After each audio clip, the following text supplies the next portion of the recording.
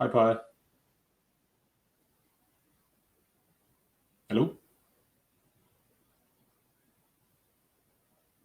Hello, Pia. Just Hi, Sam. Hi. Just to say, I'm the co-lead for the Global Youth Mobilisation. Nice to meet you. Just 1 second, Sam. We're in a Zoom call because not all facilitators were actually able to use the green room. I'm in a separate Zoom with the facilitators right now, planning the rest of the year. I know. So right. I've messaged Howard and I've messaged Tarindra, and they've both got the green room link. So I've just sent them to the details. Okay. Okay. That's why I came in to say. So don't worry at all. They both. I'm going to call Howard now. Tarindra has the link, so they should be fine. Okay. Perfect. I'll just focus on the prep and then see you soon. Yeah, you focus on the prep. I'll make sure they get into the room. Okay. Hi, Sam. This is Joseph from Judah. Hi, Pia. Hey, Joseph. How are you, mate? You all right? Yep. I'm doing well. And yourself? I'm good. I'm just trying to find the speakers for this session. So Okay. I'm going to go and find them. Okay. Okay. Let me know if they need access or anything. I can certainly add. Yeah, it's been set up, I think. So okay. Perfect. 2 minutes. Cheers, mate. Thanks.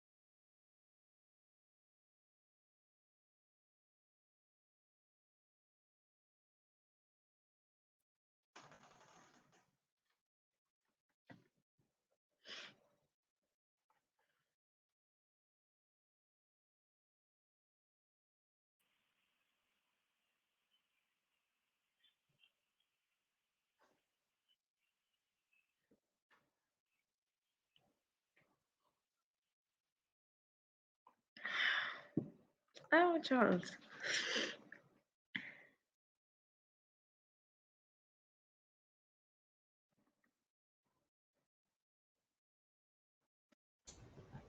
Hi everyone, Charles here, YouTube moderator for this session. I'll just be hanging out in the background looking for questions and just engaging with viewers on YouTube. Hi Trindra. Hi, Charles. How are you? Not too bad. Hi, How are you? I am Kaniz. I will be moderating the Juno session, and I will pick up the questions from the chat box and question box for you. I will be also off camera during the session. Contact me in the mod chat, okay? Please look an eye on the mod chat so that if I give any instruction, you can follow that. Thank you, Kaniz. Okay, and I wanted to ask if you want me to read out the questions for you, or you yourself is going to read that. I think we can read them ourselves. Okay, sure. I can present them on screen. Many participants can raise their hand to come on camera and ask their question. Do you want that? Yeah. Okay. If anyone raise their hand, I will I will put them on camera. Okay. Thank you, Kaniz. And please feel free to give us pointers if in case we miss any questions as well. Okay, sure. I will write that on the mod chat. Okay. Super. Thank you.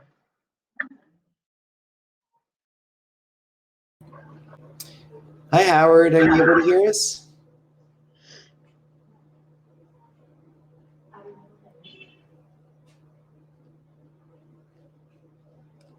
Hi, Howard. This is Joseph.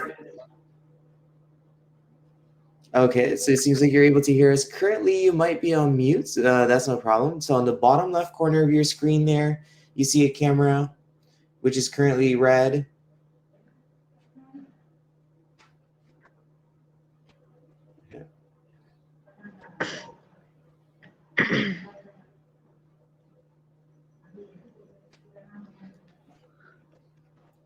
Of me? Of what? We can hear you. We can hear you. You're good to go, Howard. I'm trying to work out how to mute myself. And Howard, you're good. We can hear your voice and we can see you. So you should be set. they can hear me, but I want to mute myself, don't I? Sometimes these things don't bloody well work on iPads than they do work on screens and on laptops. Because you keep saying, look at the bottom left of my screen, but right, okay, done it now, got it. Mute audio.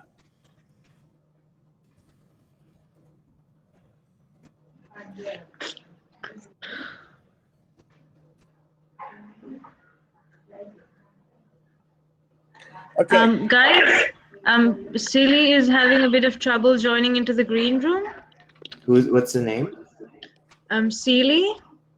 I can't remember. Can you type it in the mod chat, please? Yeah. Okay.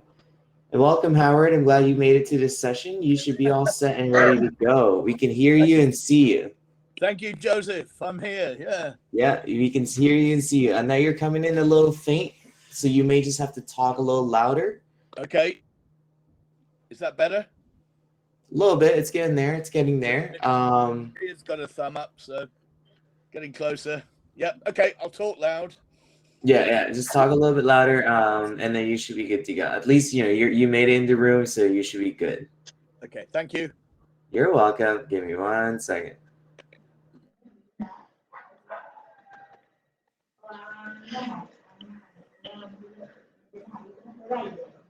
Annie, are you aware on how to screen share or anything here?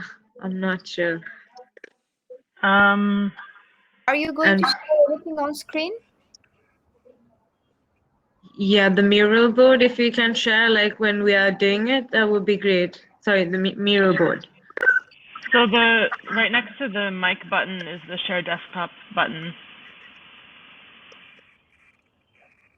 And if you are sharing anything, can you please put that on the mod chat so can Charles share it in the YouTube section? All right, team. Celine is also good to go. I've added her to the session, so if anybody has contact for her, can you ask her to refresh, and she should be able to get into the green room. Yep, we'll tell her now. Okay, I'm just put the Miro board link in the mod chat. This is the one that's to share. Thank you, Annie. And will you be able to share the screen as well, Annie, around this? You mean while you're talking? Yeah, like while the session is happening? Yeah, I can. You're just gonna need to like tell me which places you want to go and stuff. Super. So in that case, so right after I finish speaking about the overview, like why we're doing this activity, that's when we share. So right after we share the link with the participants, we can share the screen as well, Annie. Okay.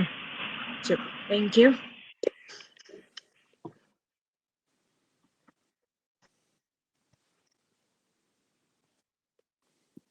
Hi, Annie. Okay, I'm just gonna.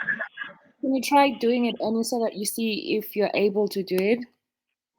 Yes. So I'm here for additional support. If you need anything, just write it on the mod chat. I can't remind to read the facilitator statement from the beginning. And also when you engage participants, please also invite those that are joining through YouTube to do the same and let them know that the moderator will pass whatever they write on the YouTube chat to the Juno platform. Best of luck, everyone. Thank you. Can you see my screen now? Yes. Yes, we can see that. Okay. Just one more thing, you're going to go live in 3 minutes. So as soon as the timer goes off, you're live, and then you will remain live for as long as you are in the room. So at the end of your session, just make sure you exit. Any chat or conversation you'll have whilst you're in the room will be broadcast live. Just a quick question, Cecily is still having trouble to join? So she just gets her email address from outside. Okay, hold on. Okay. Her email address is in the mod chat. Maxine shared it.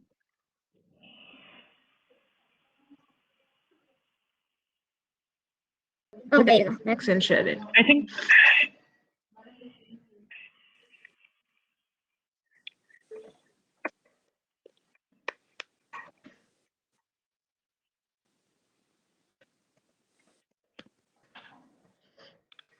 Please ask her to refresh and then try to join again. And we are seeing it from our side.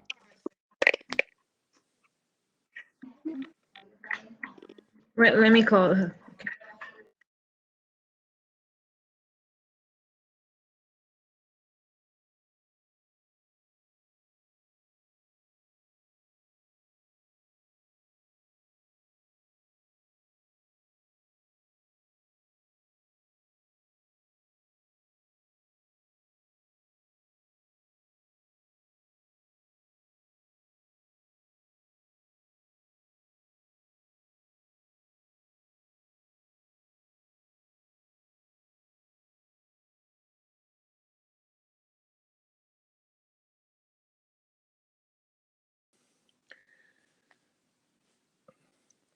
Oh no, this could be terrible. I might have to turn into Celie. Yeah, what should we do for plan B if she can't join in time?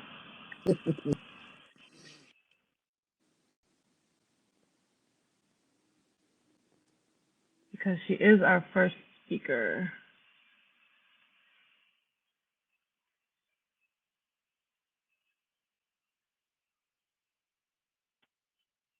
I guess one proposal could maybe be Howard and myself having a discussion about characteristics of NFEL, like, setting the scene with that, based on the small poll that we'll be doing.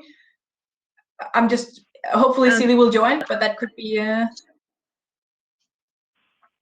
so we still run the poll or the exercise, and then we just pick on that, Howard, and use that as a discussion about positioning non-formal education and learning, and what are the main characteristics of that. Yeah. Guys, okay, this is what 20 seconds. This is what they see. Sorry, so sorry. So this is what she sees. She just sees the name of the platform or like name of the session, and that's all she sees through the link. So there's please put in chat if you want.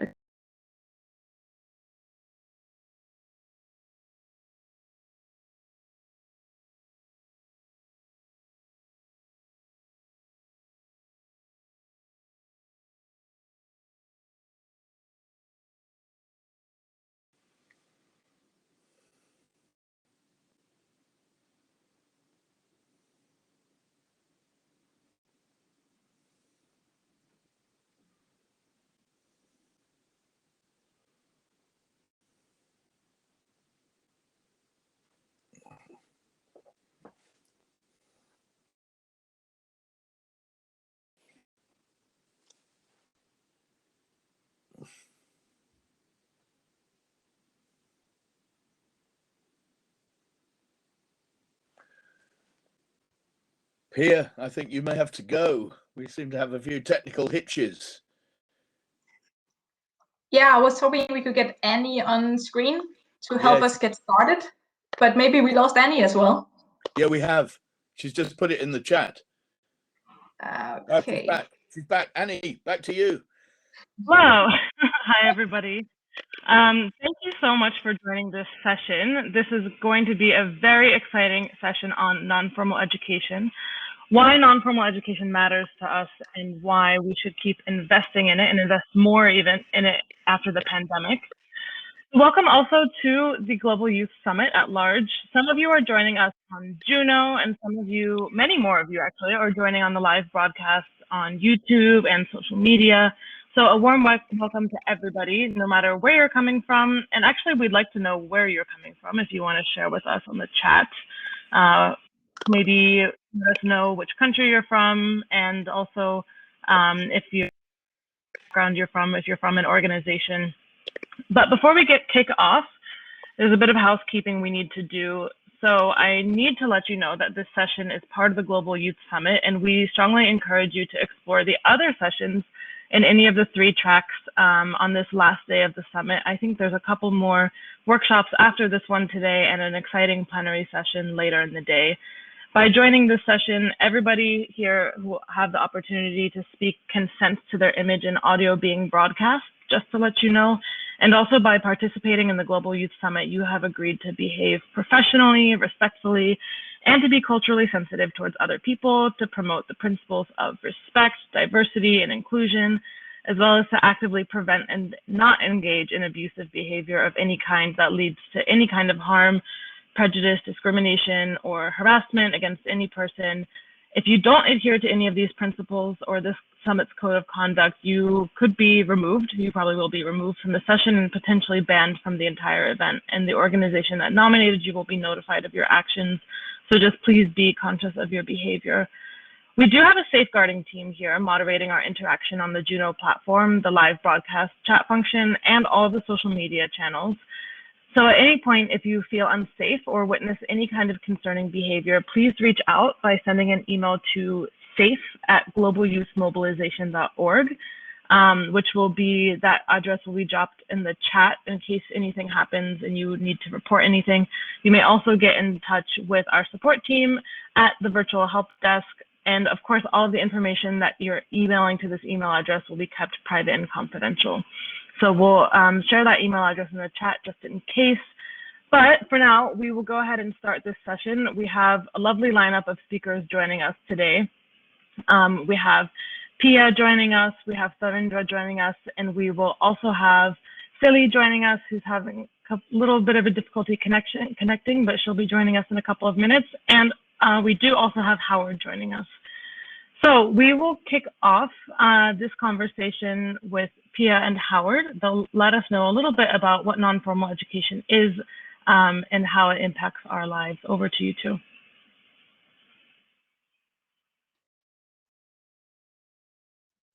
I think we have Howard muted again, but then I can say thank you so much, Annie. Just to give a brief introduction, my name is Pia. It is working, right? I just see Howard. Yeah, sure, good. My name is Pia. I'm serving as a member of the World Scouting Board, you can say international board. And in that role, I'm working quite a lot with our methods, our educational frameworks, and that's why I'm super eager to be part of this session and discussing the non-formal aspects of education with you guys today. And I think together with Howard, we will try it. And do you want to just introduce yourself briefly, Howard, as well? Yes, I'm Howard. I'm a trustee of the Duke of Edinburgh's International Award, so that's why I'm involved in this. But I have a long history as a youth worker. This is meant to be a youth event, so I was hoping not prominence, but sadly, we've lost Celie, who was going to introduce everybody and get a sort of exciting hour or so underway. So Pia and I are really plugging the gap, and we hope that Celie will join us and step in. She could be in a moment. Let's hope so. But Pia and I will really just talk about some of the ideas, and I guess I could just start by saying that there is a long history of non-formal education and a long history of non-formal learning. There's language in the English language, which is about informal learning, and it gets very confusing, and most people don't really have a clue what we're talking about. And so in recent years, the big 6 organizations that have put together this fantastic 3 days anyway, have also worked very hard on trying to pull together an idea of non-formal education and learning. One side looks towards relationships with formal education and looks in the other way towards informal learning in the community. And later on, Flarindra will also be, talking about how we do that in practice in terms of reflective practice and reflect things that happen to us or things that facilitators, scout leaders or youth workers help young people to experience something new, something fresh, and to help them think that through and why has it been a useful platform for learning. And learning is the key word. It really is about building not that just specific learning for the fire you light in the woods or the hike you go on or the volunteering you may do, but how you apply that to the wider aspects of your life. And if Celie was with us, she would be talking very much about the importance of these kinds of skills for young people moving forward in very uncertain times in the world and being able to make sensible decisions for themselves and for their communities through thinking things through carefully and critically. These are different kinds of skills from those that you need to be an engineer or a doctor or a teacher. They are life skills for application in a whole range of contexts. So I think that's where I would start. And Pia? Yeah, and I think that is a really good start, Howard, to kind of position, you can say, the non-formal education and learning in that space in between what we see as a formal schooling system and just learning that you pick up by being a human and living your life. And then we have this middle ground in between, where people through structured activities pick up maybe a little bit more than that. Some of the skills, at least that I see, are critical for you can say being a human and a very active person in your society in the 21st century. And I like your phrasing of that as life skills, Howard, because I think that's a really good way of phrasing that kind of learning that we're looking for, that we, at least as organizations, practicing that non-formal education and learning to a certain extent. And I think that's also another key word here. At least I see non-formal education and learning as being very learner-centered. So it's all about me. It's about my rights to education and what I wish to learn and what I pick up from whatever I'm exposed to. It can happen through my voluntary contribution in certain organizations. It can also just be experiences that I undertake where I pick up some of these skills. And a lot of this is happening also in relation to other peers, probably joining in the same journey or challenging that journey in different ways together with me. And in that way, it kind of brings my own reflections and my own skills into play in that full value system, you can say. So at least that's one of the things that I see characterizing non-formal education and learning.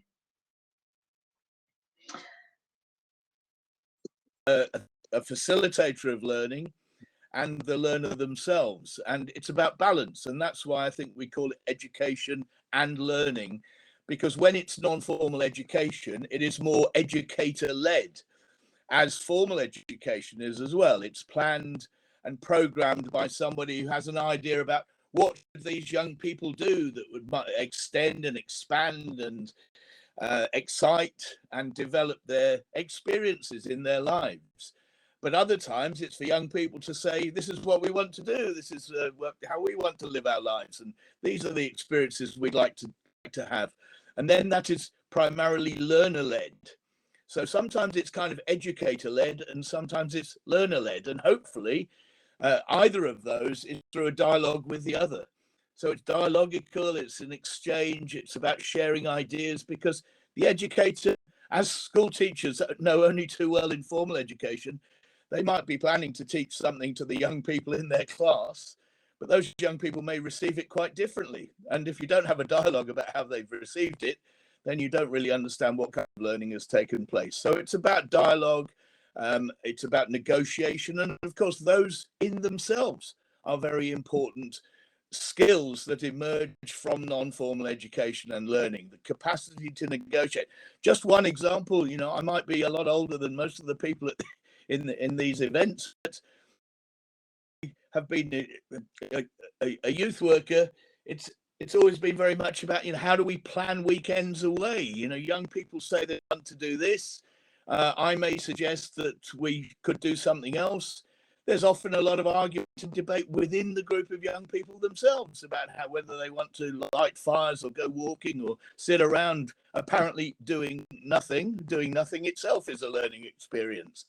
So it's all about that kind of exchange. And my role is to ask them why they want to do A rather than B or C rather than D, and listen to their arguments, to put counter arguments, different perspectives, and get them to think those things through. And that's where this kind of idea of non-formal education and learning emerges. But when we call it non-formal, we immediately put ourselves at risk, because people who want to support us, to recognize us, they think, well, this just sounds like sort of silly games. This isn't proper education. And that is our big challenge. And at the end of this session, we will be talking about how do we plant this more centrally in the minds of those about the priorities for learning for young people and the funding that enables us to do this kind of work. Yeah, I think that's a really excellent way to kind of wrap up this non-formal perspective on education, Howard. And I would say personally, myself at least, I've been exposed to a very structured method of non-formal education, because that's what we do through Scouting. But there are, as you also mentioned, there are many different ways of doing that. And I'm definitely sure that at least my life has been changed greatly by being on the Scouting journey.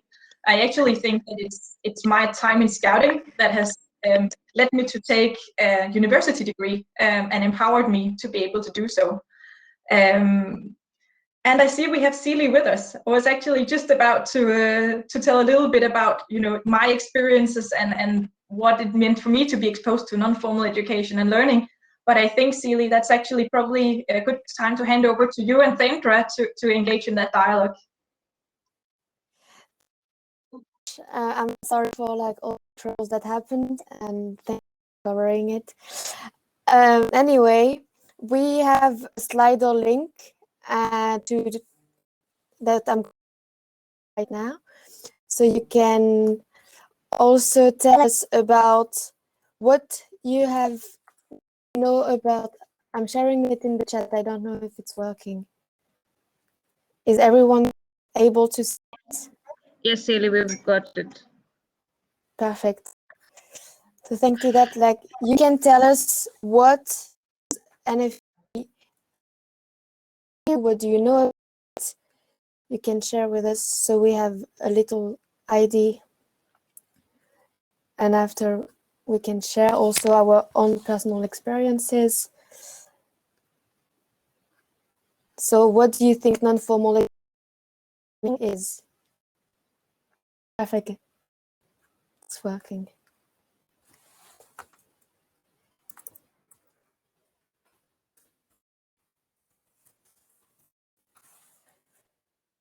learning outside of school, on-the-job experiences, club, camps, conversation, fun learning, scouts. We have everything is about problem solving, education experiences. Indeed, experiences are really important. Doing mentorship also. We have a lot of answers.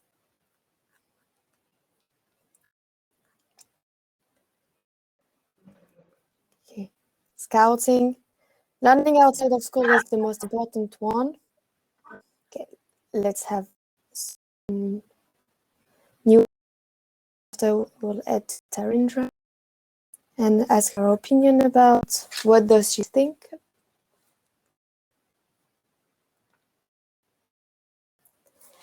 Thank you very much for all of your answers.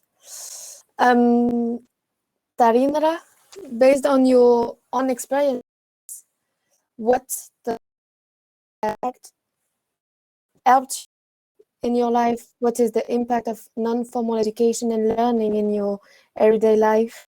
How did this help you? Thank you, Celie. Once again, really, really happy to see you being a part of the session as well. So yeah, and great response. This is really helping me buy into my experiences with non-formal education as well. So let me start off by telling who I am. So I'm Tarindra Armaperma from Sri Lanka, and I'm one of the emerging leaders representing the Asia Pacific region, sitting in the International Council of the Duke of Edinburgh's International Award, and also a board member of the Global Youth Mobilization Program. So welcome all to the session. And like Celie asked me, non-formal education had a really big impact on my life, mainly because, sorry guys, can you all hear me clearly, by the way? Yeah, super, great, because it showed a little internet connection thingy.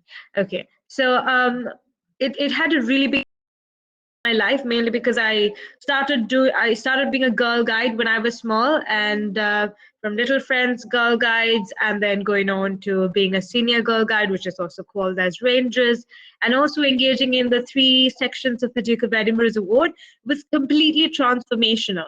So first of all, when Celia and I had a discussion around this, it was very important that I pointed her out that I was a social misfit, and also like I didn't really know where I was fitting in the box in the society. So I was trying to fit myself into different places and trying to adhere to all the things in the society, but it was not really working. But thanks to non-formal education and engaging in all these activities, I really found my place in the society, and I found like how I need to adapt, how I need to engage with people, and also the best part is it introduced the best version of myself. And also why some people do think that non-formal education and formal education is not it's not binded well together. But something I realized in my life was when I was in school, I was not really performing well in formal education. So I had low marks. I wasn't motivated for formal education. But after completing all of the Duke of Edinburgh stuff and Girl Guide things, I was really transformed. I saw that I was really interested to engage in formal education in university, and I excelled in it. And that was beautiful to see the transformation from non-formal education, the motivation I got from that to excel well in formal education. So the society or the social norm that we have, mostly actually in Sri Lanka, if you engage too much in non-formal education, you lose out in formal education. But that was not the case for me. I was engaged too much in it. As a result, I was doing so extremely well in formal education. And also transferable skills and life skills. Even today, I know how to manage my budgets. I know how to engage with people, interpersonal skills, how to brand myself, and how to network with people, all thanks to the non-formal education and learning I've received through engaging in with new projects, with new people everywhere around the world. So it's a big transformation to me, Celie. So do you want to share some of your experiences as well around this?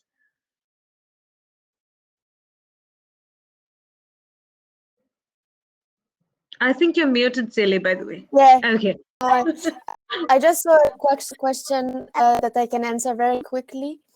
Yes. So the question was a structure and structure about informal education is always happening in structure. So just to like remind you about that. So my experience, I was like I started and like really it helped me to like be autonomous and also like the patrol like being like not this helping me also when I'm having, for example, to write something with the group at university, like the capacity building, the team building, also trust, like the trust, like you are trusting yourself to do things, to go out of your comfort zone, because scouting is helping you with that. So non-formal education really helped me in my everyday life with all those skills, all those life skills that I'm having every day in my life. I think we are going to share a little bit with the participants about how to reflect on non-formal education right now. I think we're getting a couple of questions around as well. Yeah, and I could maybe jump in and take one of the first ones, and then because I think there is a few ones that are leading a little bit into this, how structured to do non-formal education, and how about grading systems and such, what's wrong and right here. And I think the main point here is that there is no wrongs. Like non-formal education, for example, for scouting, I think there's a scout that has been asking the question here, can be very structured with a very structured method as what we do in scouting. It's about progressive learning, it's about young people leading young people, but it can also be much more activities where you just have some reflections afterwards or exchanges with peers, as Howard was also mentioning in the beginning. And obviously that probably depends a little bit on the progressional learning path that you will be taking, and you can say what could translate into the grading system, so to speak. So for example, in a lot of the different awards, you would be able to get the bronze, silver, gold, so you would advance in that hierarchy. A little bit the same for scouts, where you could maybe get a badge as recognition for something that you learned. But the most important really is the journey and the skills that you pick up along the way. So I hope that's answering a little bit to those questions. And I see we also have a very popular question on experimental education, and I don't know if that's something.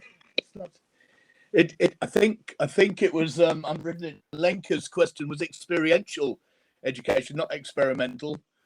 But I thought it's quite good to pull together both words, because experiential learning is experimental.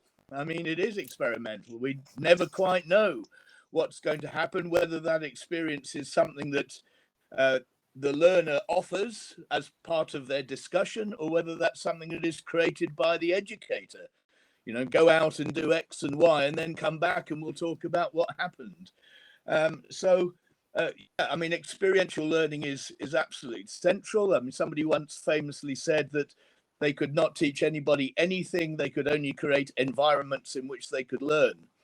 And what we are doing is broadening and expanding those environments in which people learn.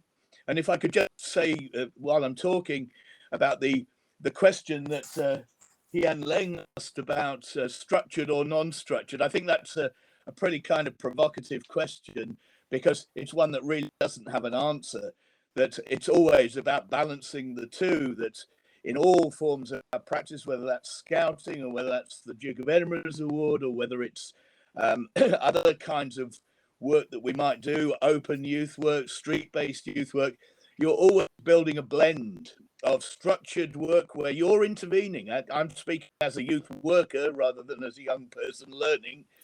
You know, you are some meaning, but sometimes you're waiting for young people to tell you what they want to talk about and so on. So you're responding to them, but sometimes you're also creating the conditions to which you hope.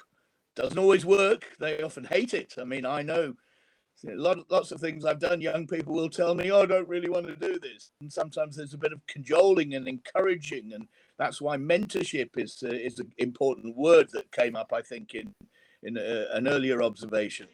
So it's not than unstructured, or unstructured is better than structured. It's about, you need both, and you need sensitivity and skills as to how much space you give to one or the other.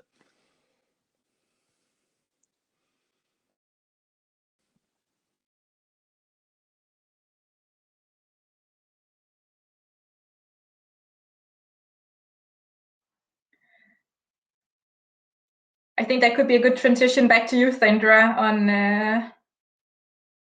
All right, super. I'm really happy to see all these amazing questions. Actually, it's so nice to see everyone listening and making sure that so much of your unheard questions are answered by all of us. And yes, so okay. So what when it comes to my little bit, I'd really like to focus on reflection of non-formal education, because one of the things I've realized is that sometimes we give a lot of time to engage in non-formal education and learning. So engaging in youth clubs or Scouts organization work, Red Cross, or Duke of Edinburgh, or anything particularly, any of the non-formal education learning that you can engage in, but really not necessarily have time to reflect back on what our key learnings were.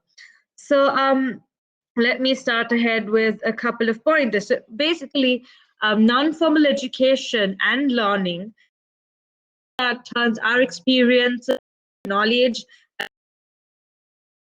learning, like how I mentioned, learning is very nice, where you actively experiment things and then you draw learnings out of it, which you will see in the little minutes after my pointers. And also, it's important to understand that learning is very cyclical, and learning can change constantly. So when you learn with non-formal education frameworks and everything, something I personally have experienced was I learn things and then I unlearn things and then I relearn things. So it's always this process where you engage in different learnings, and then because the changes in concepts, changes in the environments or situations, we have to follow this cyclical process. And also engaging in reflections on important experience is very much important, is because it helps us understand what happened and what you can conclude as a result of your experience. And also reflection is mainly important because about the fact that you have been experiencing different roles when you're engaging with non-formal education. So for an example, you can take a leadership role in different projects, or you can be a part of as like a team member in different projects. So different projects or situations have different roles in it and different groups. So it's important to take the time to reflect on how well you can articulate these experiences into future opportunities as well. And also by thinking about the past, you can really internalize the lessons you have learned in order to be even better in the future.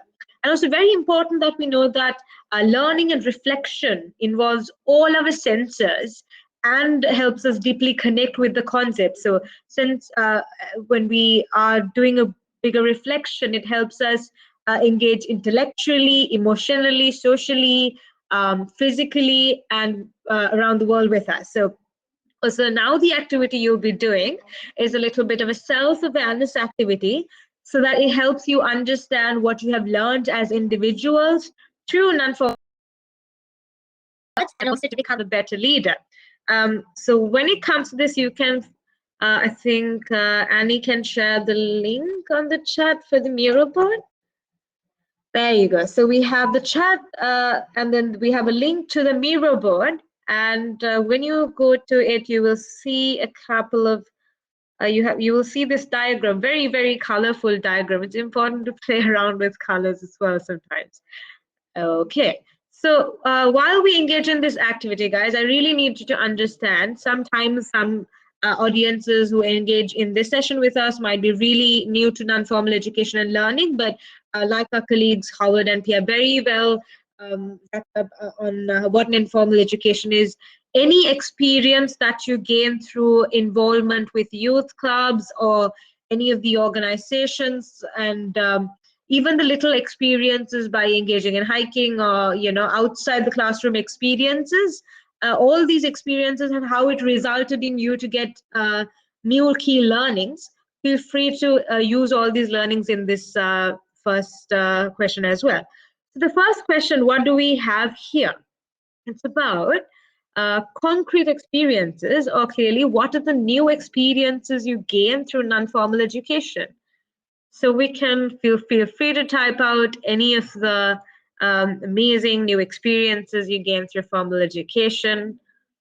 So let me zoom this a little bit to see what our colleagues are writing. Oh, my amazing audience. Team working, soft skills, international experiences, new skills.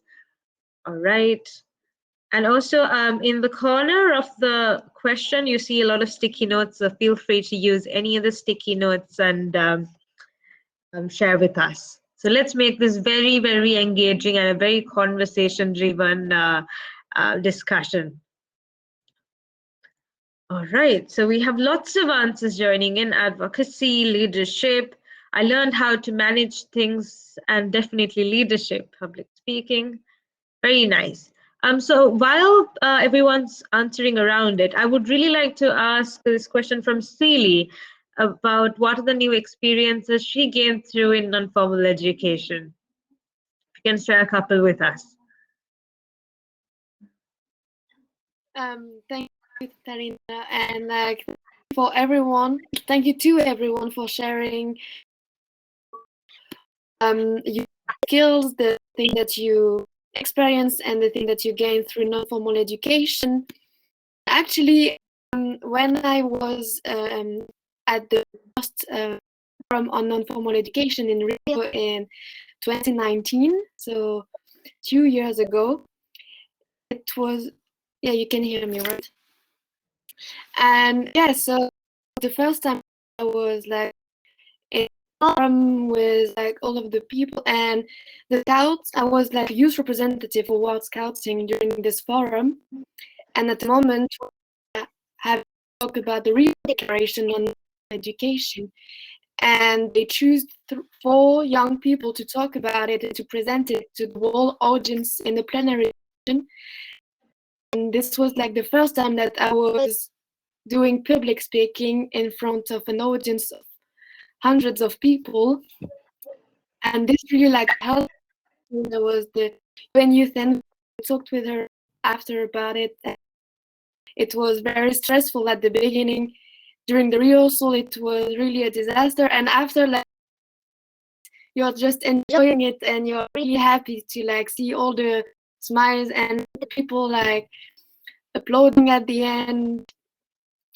This was one of the experiences to non-formal education.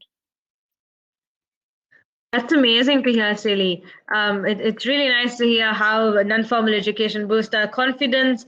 And like I always point out that sometimes we try to make it competitive, but what I always think is it's always a competition between our former self and the future self, which we are transforming into. It's definitely a competition between us.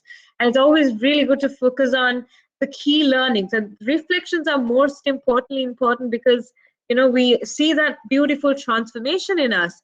And thank you, Celie, once again. And I see amazing number of key learnings here and the new experiences. So friendship, new technology, vocational technology, selling products. Wow, it's amazing. And so basically, thank you all for sharing your insights here. And what I need to understand is now we're in the first part of the cycle, which is concrete experiences. And why it's important is this is where we encounter new experiences or situations, right? So this is the very first part of the cycle. And now let's move on to the second question, which is, there we go. So it's how did it make a difference in your life and why was that scenario important? So how did this certain experience you mentioned in the first question make a difference in your life or any of these experiences, and why was that scenario important to you? I see some great answers or like insights here as well. It becomes a lifestyle for me. It helped me gain confidence. I was able to articulate my opinions well. It boosted my CV, definitely. Yes. showed me what I'm interested in. It helped me through isolation of the COVID-19 situation. I'm more social-oriented, organized, self-confident. Let me see. It gave me meaning to my teenagehood and ultimately to my whole life of Scouts. Beautiful. I feel belonging and love. Without formal education, I wouldn't have had the confidence to reach for my current career. Definitely. In terms of my career as well, it really helped me to find my passionate area without really following the social norm. Because in Sri Lanka, it's also important that we have this certain set of things, socially accepted ambitions, becoming a doctor, lawyer, engineer, and all of that. So, and also with non-formal education, I see how young people become social entrepreneurs, coaches, trainers, open up their enterprises, and really go into diverse set of fields. So it's important that you understand how it introduces, bind your potential and also your passionate places together as well, passionate careers. Okay, so next question. So firstly, it's very important. I'll just quickly summarize what this part is. So this question, which you answered in the orange box, which is making a difference in your life, it was about reflective observation. So in this section, what you right now did was where you reviewed what has happened to you and reflected on the experiences you just had. Right, so we'll jump on to the next question, which is what the experiences from informal education influenced your thinking or actions. And you can also feel free to summarize any of the different learnings you had. Oops, sorry. Let me put the pointer one. Okay, there you go. And summarize what you have learned, and you can show how you feel different right now. So you can feel free to answer any of these questions which you're comfortable with. So let me read some of the questions. Guiding shaped my life for better, definitely. The World Scout Jamboree changed everything for me. I was able to make quick decisions whenever I needed. I became a better leader. Being a group leader showed me an impact I can have on Scouts. Gained a broader vision. Beautiful. That gives a lot of insight around that as well. And I have more empathy, definitely something I realized that a lot of us have to improve or need to increase this empathy around digital workplace, or like empathy around our communities, even with this pandemic situation. Made me realize I'm actually an extrovert. Definitely, same here. I can relate to it because I was a social misfit and now I'm an extrovert. Wow, okay. That was a big transformation. So yes, okay. So thank you so much, guys, for once again actively putting up your answers here. So brilliantly amazing. And we're so thankful for you to making your voices or your experiences be heard. So this little section, Blackboard over here, I'll tell you what's behind it. This is where you do abstract conceptualization. The word might sound a little heavy, but what it really does is, this is where you draw conclusions and figure out what you have learned as a result, right? So basically you have done your, the first part, which is concrete experience, you've got it, you've reflected on it in the second part, and really here what you do is you draw the key learning experiences. Right, super. So if we could jump on to the next question then, which is, there you go. Right, okay, let me zoom out my screen, which is how are you going to integrate these new experiences to your life? And what are you going to change in your usual practice? For an instance, I'll give a small example. When it came to Duke of Edinburgh Award work and how we engaged in hiking, we had to do a lot of financial management. We got to understand different people's potentials when we work with a team, and really have key reflections later in the day. So I've been able to use a lot of them when I'm doing my career. So we've been able to have key learning, and this is very important. We were very helpful when it came back to my work life and also my personal life when it comes to financial management. So how did we integrate these learnings, which okay. So how did we integrate these key learnings back to our lives? Let me read a couple of answers here.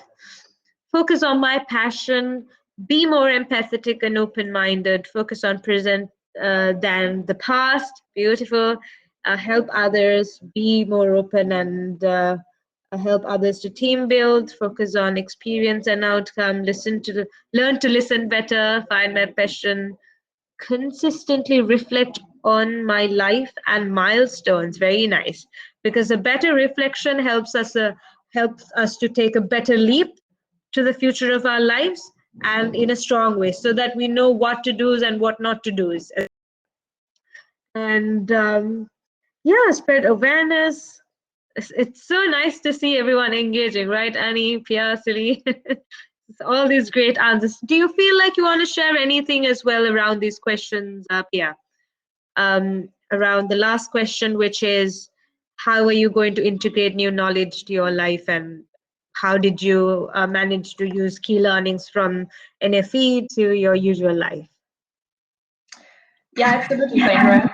I think for me that's it's a really difficult question to answer, because I have no doubt how many different experiences that I've brought into my life in other capacities, in my professional life especially.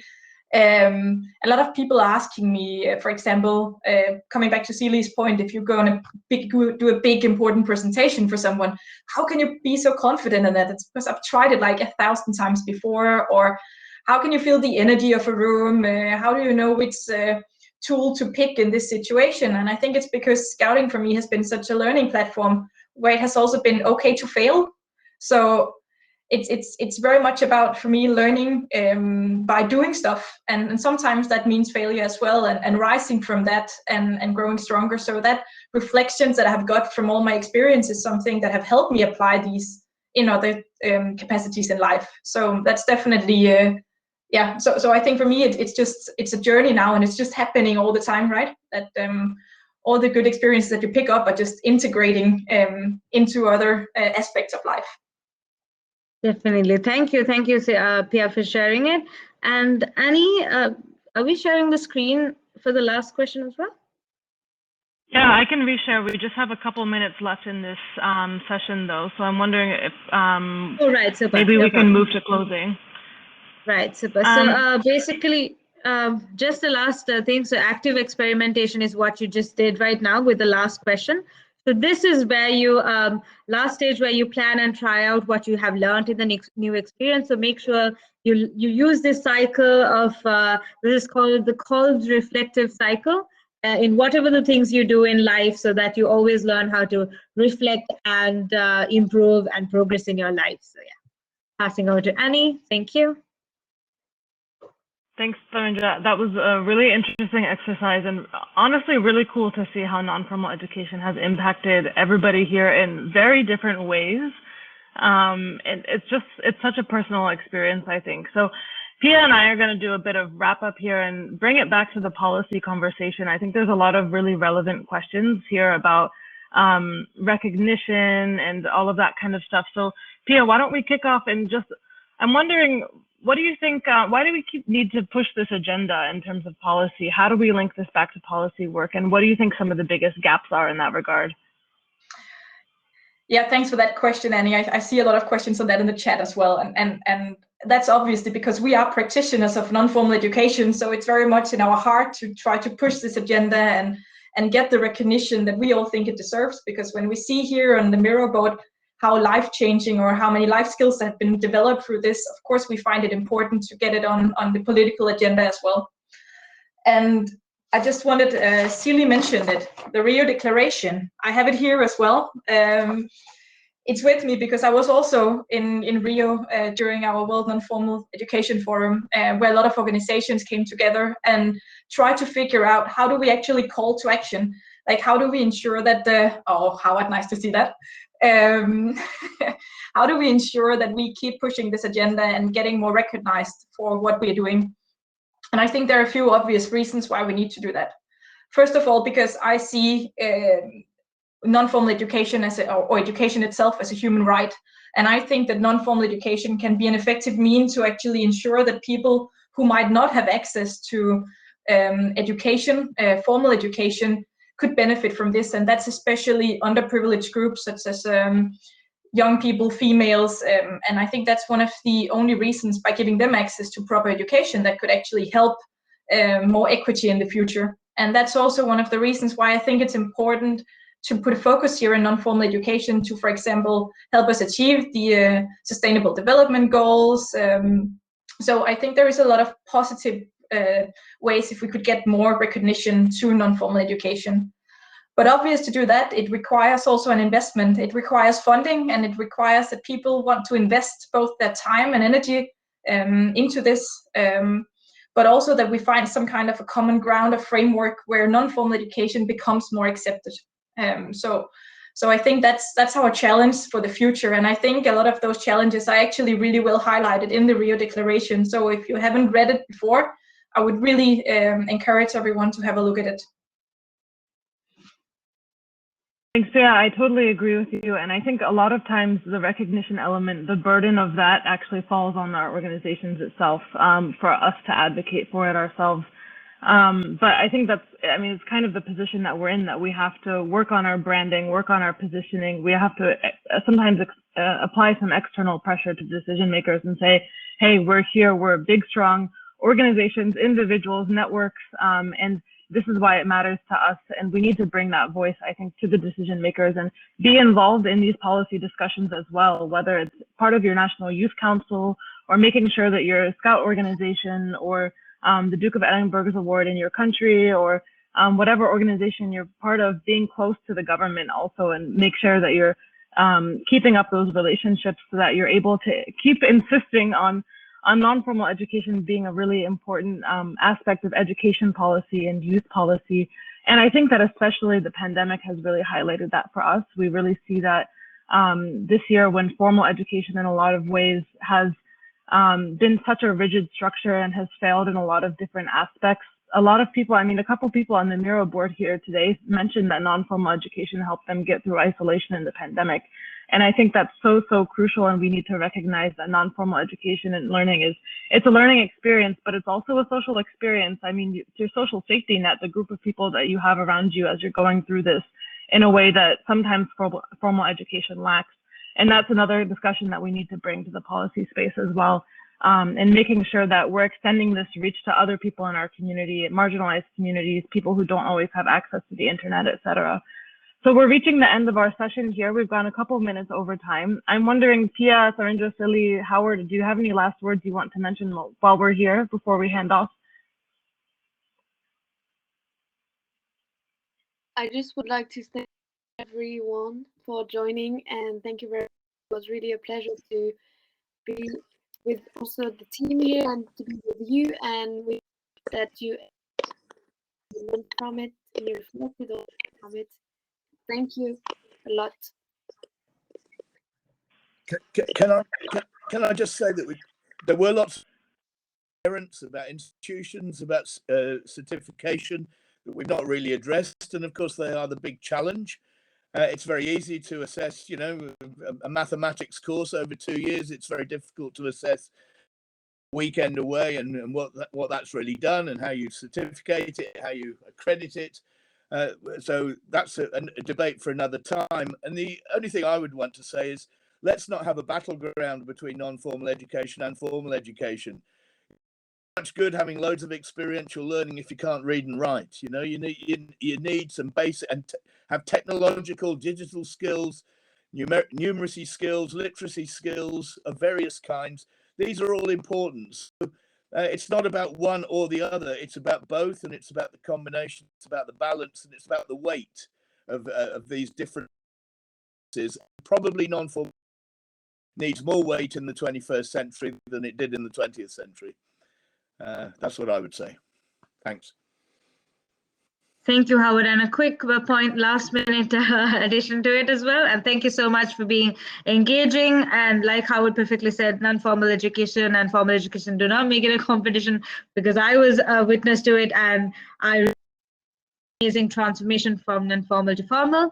And thank you so much for all your great responses on the Miro board. And feel free to add more even after the session, so we can really curate them to help our future sessions as well. And thank you so much for a great audience. Handing over to you, Pia.